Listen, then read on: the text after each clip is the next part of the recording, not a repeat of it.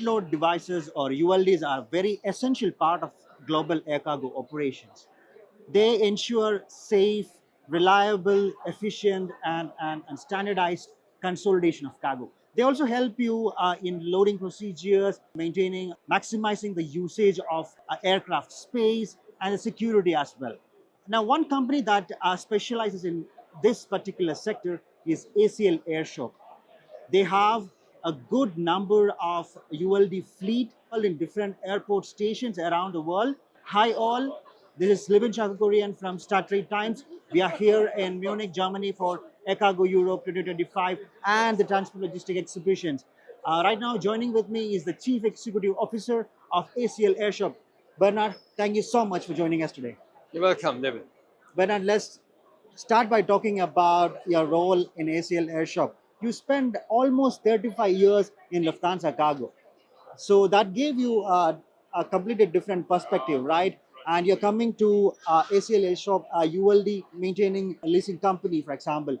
How that perspective from Lufthansa Cargo is useful here, and you have already completed more than one and a half year in ACL Airshop as a CEO. So I think ACL Airshop is a great company because it has this very strong customer orientation. So building on that, coming in there, I can bring in all the airline experience, the customer needs. I think that really helps, helping ACL Airshop grow, extend their network, extend their services, and be prepared for growth. Okay, give us an idea about the reach of ACL Airshop. It is one of the top ULD owning, maintaining, and leasing company in the world. So give us an idea about the reach, the number of ULDs that you have total, and the number of airports where you are available. Yes. So we manage about 130,000 ULDs. So out of the 130,000, we own about 85,000. And managing means we basically provide them which two of our business segments is the ULD management. So putting yourself in the head of the airline head of operations, head of ULD management. For ULD management, we do the full service for them. We own the equipment, we position it at the right place, and we make sure that the ULD is at the right place at the right time. A second element, which is the history of the company, is we do also the short term. It's like when there's a short need. That's why we need at 60 airports around the world, we have our stock, our inventory. So when there's a need, and we come to this probably when you talk about e-commerce, about these kind of things, the cargo or the ULDs are available there. So it's a combination of working with them directly, that's from my airline perspective, but also on the short-term need, is there some unexpected crisis, unexpected demands. Okay, when you talk about managing the ULDs, they are moving always. So how do you make sure that your ULDs are available at the right place at the right time? For example, when there is a demand fluctuation happens, volatility, comparing all the things that are happening in the air cargo industry right now, how do you make sure that your ULDs are available? And I know some of the technologies also that you use. Let us know how you do that. Yes. So as I said, in one segment, if you have the ULD management, if we do the full management, we have tools which we do predictive analysis where we understand where's the demand, where's the need, and we do with pre-positioning, we do with working together with the customer, with the ground handler, making sure within their system of the airline, the ULD is at the right place. But we have also demand, for example, heavy duty machinery going into Africa, but perishables coming back. So you need heavy duties in one direction, PMC in the others. We know about this demand, and what we do is we position in these 50 or 60 locations, we have already them ready, serviced, and we make sure that they're in there. So basically it's a combination of within the system of the airline, if we do the ULD management for them, or if there's additional demand, then we position ourselves. Now, technology-wise, we have a tool where we work in there. So we track the shipments, we have the right stock volume in there, we work with them. And what we will do, and we start now in June with a new technology for trackers on the LoRaWAN-based technology, where we have more reliable, more real-time information, which we can feed into that. And we'll start also working with the airlines in our own processes, that we make the processes more efficient, more automized, more reliable. So we go on the process side. Okay, thanks for mentioning some of the interesting cargo that you move. Now, That's the interesting part of the air cargo. You have different types of Yes, cargos there.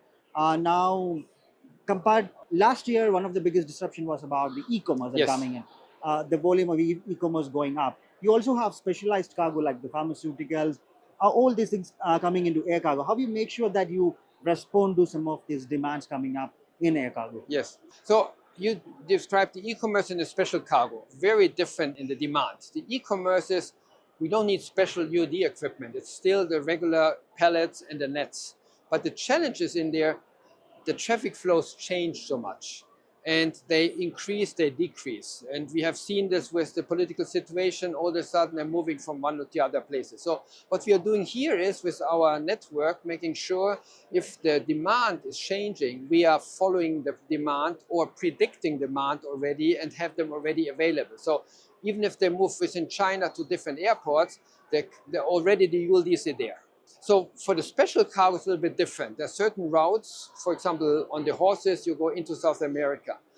We are specialized on the horse boxes and on the heavy duties, meaning heavy duties for heavy machinery, 20 tons, 35 tons shipments, machinery parts. We have them available. We bring them in there, sometimes with ocean, sometimes with trucks, making them available. On the horse boxes, we have collapsible horse boxes. We can transport them easily. We can clean them. We prepare them. So it's more than having the right ULD at the right place, but it have it in the right conditions, in the right serviceability. And there's one other specialty we have seen more and more. We have a lot of cargo startup companies. They want to start and doing something. And they need a startup kit, right? They need something like when they start with one aircraft, two aircraft, 737s, A320s, we can provide them with the right starting kits in terms of tools, in terms of ULDs, so that they can concentrate on their revenue generating than rather on the operations. Okay, let me get into the business model of ACL Airshop. There are a good number of airlines out there who try to own their own fleet of ULDs, but you are a company that would like to manage these ULDs on their behalf, for example. Give us an idea about how you're trying to capture that market, how you're trying to grow, and what makes you special compared to your competitors. I think we always have to start with the customer. So we need to talk with like the head of operations, the head of ULD management. And depending on the maturity of the customer, they might have a good system, but they might don't have this specialty with the horse boxes or the short-term needs. They might have new routes, they have a shortage. So I think depending on the need of the customers, we either come with the short-term demand, the short-term solutions, or if they're not as mature or they want to save capex or they want to be using new technologies, we work with them, making sure that we can have the full handover of the ULD management. So it's not like we can only serve it in one way. We, in one of the three competitors, can serve both. We can serve if they have their own ULD management, and we can complement them.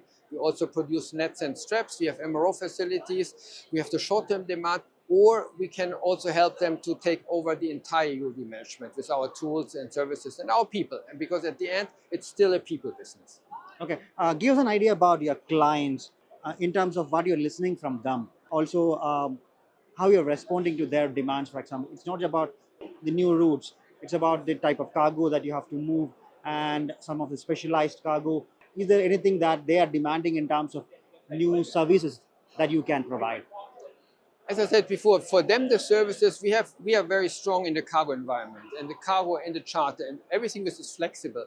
And their demand is really responding much faster to the always changing demand of the customers. And we talked about e-commerce. We talked about shifting production facilities from one to the other, where we need the heavy duties. So we really work with them together to make it work. And our focus is really making sure that they can concentrate on their revenue and their revenue generation and don't have to worry that there's not the right equipment at the right place to transport their sold revenue to the customers. Let me change the perspective a bit because you spent more than 3 decades in an airline.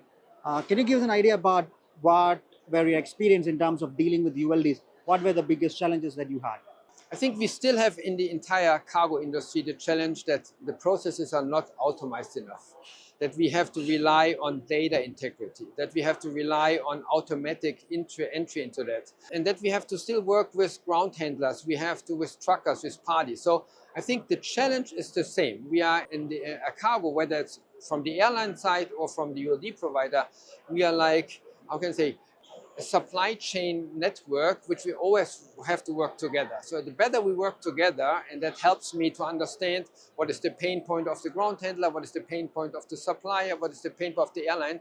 If we can get them together, we can serve our customers much faster, since we are in the business-to-business environment. How much is ACL Air Cargo trying to do that from its point of view?